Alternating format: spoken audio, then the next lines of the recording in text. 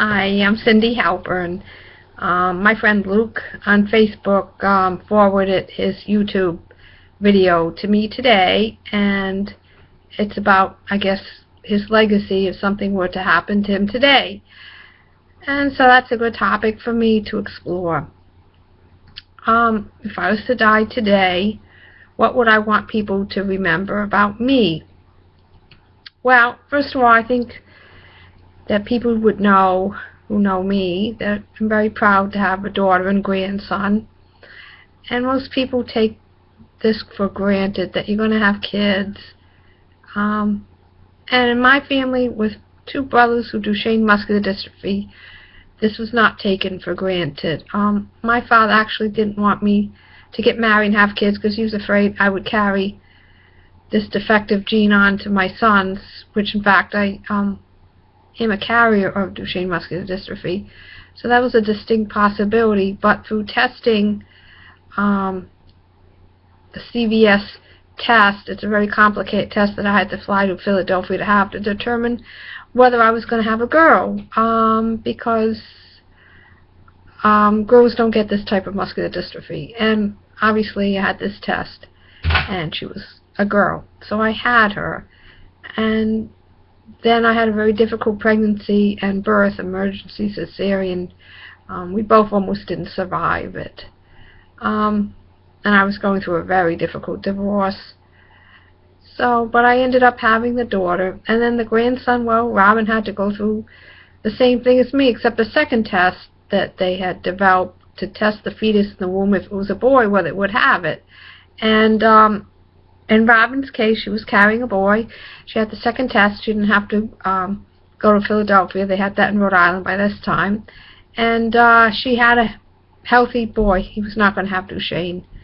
So that's how I had my grandson. So those are very two important things in my life. The other thing has been social work and volunteering. Being a Reformed Jew, I believe in social justice and doing mitzvahs.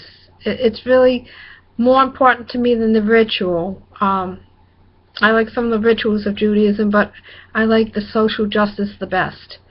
And I used to volunteer at CASA. I worked with abused children and that advocate in court. I did that when I was in college. I worked for Sojourner House as a volunteer, manning the hotline for abused women. That was very important to me. And I used to volunteer at the Holocaust Museum in Providence, Rhode Island. That was very important to me. And now I'm a hospice volunteer, which is extremely important to me, to work with dying patients.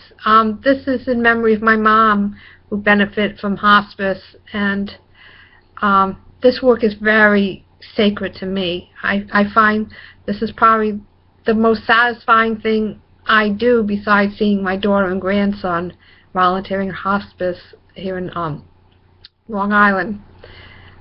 I was a social worker.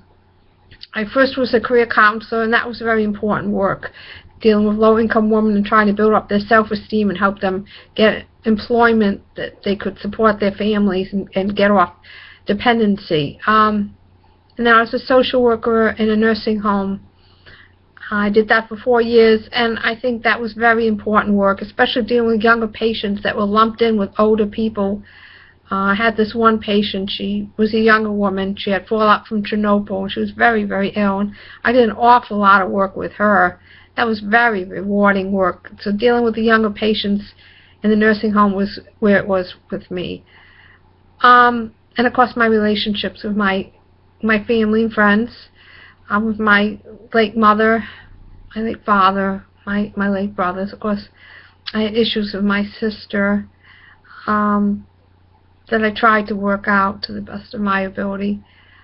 And my really good friends, Rose, like my sister Dan, and Donna, and Andrea, and Karen. These are very important people in my life, and I've made really good Facebook friends, and those relationships really matter a lot to me because I'm kind of isolated in Long Island. I don't have anyone that's related to me here, and so Facebook helps me with that. And these are the important things in my life. I don't mention my boyfriend too much because he doesn't like, he's very private, so I'll have to leave that. And that's what we have is between us. That has to stay that way, out of respect for his wishes. And that's basically my legacy. I hope people remember me for that, and not remember me for some of my mistakes that I've made. And we all make mistakes. I made more than my share. So that's about it. Thank you.